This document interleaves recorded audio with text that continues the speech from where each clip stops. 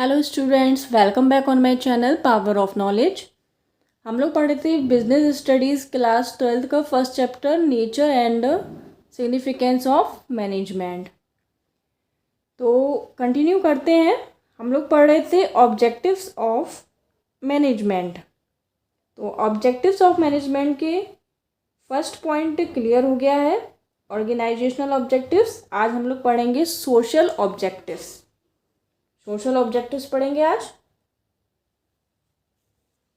तो पहले देख लेते हैं, पढ़ लेते हैं, उसके बाद एक्सप्लेन करेंगे। Social objectives of management involves the creation of benefits और economic value for the society. This includes using environment friendly method of production, providing basic amenities like school, hospitals, etc. अब सोशल ऑब्जेक्टिव्स का मतलब क्या होता है? कोई भी organisation होता है, उसका एक ऑब्जेक्ट होता है, ऑब्जेक्टिव होता है।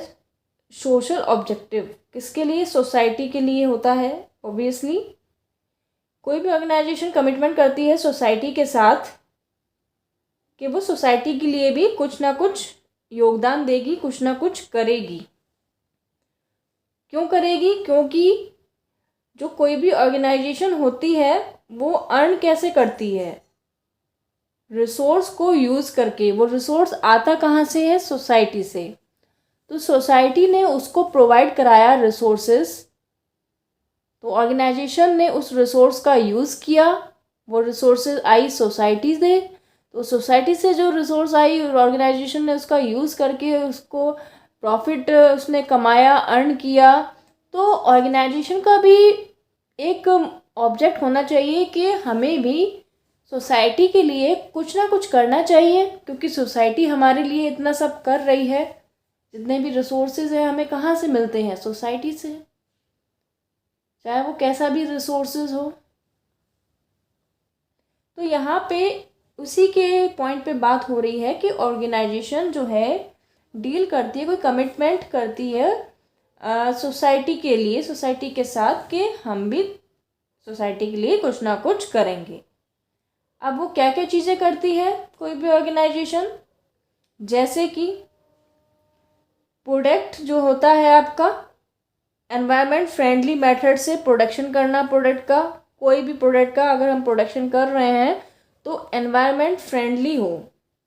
ऐसा नहीं हो कि उस प्रोडक्ट से अपने एनवायरनमेंट को, आसपास की जो एनवायरनमेंट है उसको, अर्थ को, है ना, नेचर को कोई भी अफेक्ट पहुँचे, कुछ भी हार्म पहुँचे। ऐसा नहीं होना चाहिए। या फिर सोसाइटी को दिक्कत हो, उस प्रोडक्ट्स की वजह से सोसाइटी का लॉस हो जाए। जैसे कि मान लीजिए इतना ज़्यादा वेस्टेज करना उस प्रोडक्ट बनाने के लिए, इतनी ज़्यादा हार्मफुल गैसें निकलना जो कि सोसाइटी के लिए बहुत ही हानिकारक है। सोसाइटी ऐसे एनवायरनमेंट में रह ही नहीं पाएगी, है ना। तो कोई भी ऑर्गेनाइजेशन को ध्यान देना चाहिए कि प्रोडक्शन करे, अच्छी बात है, लेकिन एनवायरनमेंट फ्रेंडली हो। अब आपने देखा होगा दिवाली पे पटाखे अब एनवायरनमेंट फ्रेंडली आने लगे हैं। क्यों आने लगे हैं? सोसाइटी को देखकर। हम सोसाइटी से ही रिसोर्स को ले रहे हैं और पटाखे बना रहे हैं, उसके बाद सोसाइटी को ही नुकसान पहुंच रहा है। एयर पॉल्यूशन हो रहा है। तो क्या होगा? एनवायरनमेंट फ्रेंडली पटाखे बनाएं जिससे कि सोसाइटी को भी लॉस ना हो, सोसाइटी को हार्म ना पहुंचे।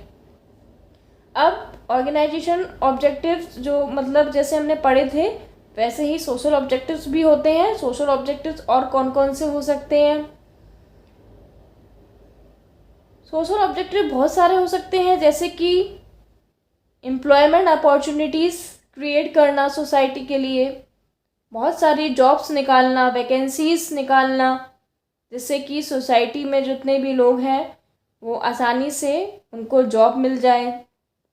उनको फाइनेंशियल सपोर्ट देना, उनके बच्चों के लिए अच्छी एजुकेशन प्रोवाइड कराना, स्कूल्स खोलना, वोकेशनल ट्रेनिंग प्रोग्राम्स उनके लिए अवेलेबल कराना, उनकी हेल्थ का ध्यान रखना, उनके लिए हॉस्पिटल्स खोलना,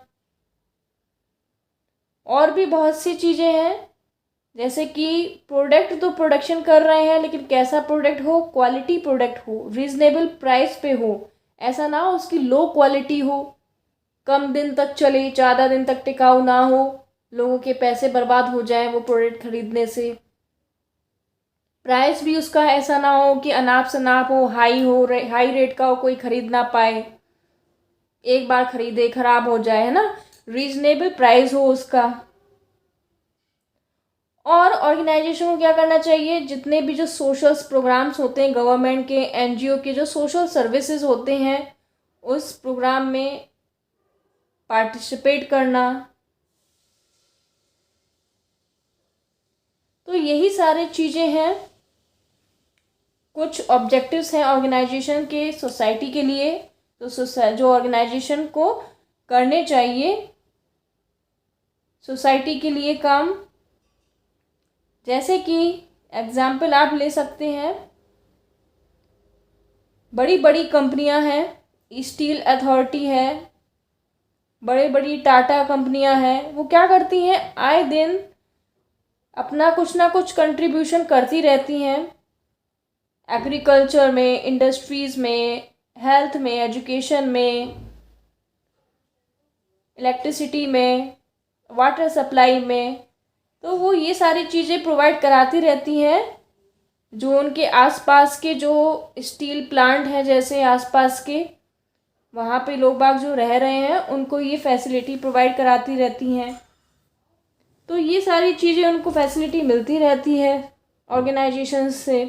तो जब सोसाइटी जो है ऑर्गेनाइजेशन के लिए इतना सब कर रही है, ऑर्गेनाइजेशन जो है सोसाइटी की वजह से ही अर्न कर पा रही है, प्रॉफिट कमा पा रही है, तो ऑर्गेनाइजेशन का भी एक उद्देश्य होना चाहिए, ऑब्जेक्टिव होना चाहिए, ऑब्जेक्टिव्स होते हैं ऑर्गेनाइजेशन की, कि वो भी सोसाइटी के लिए कुछ ना कुछ करते रहे।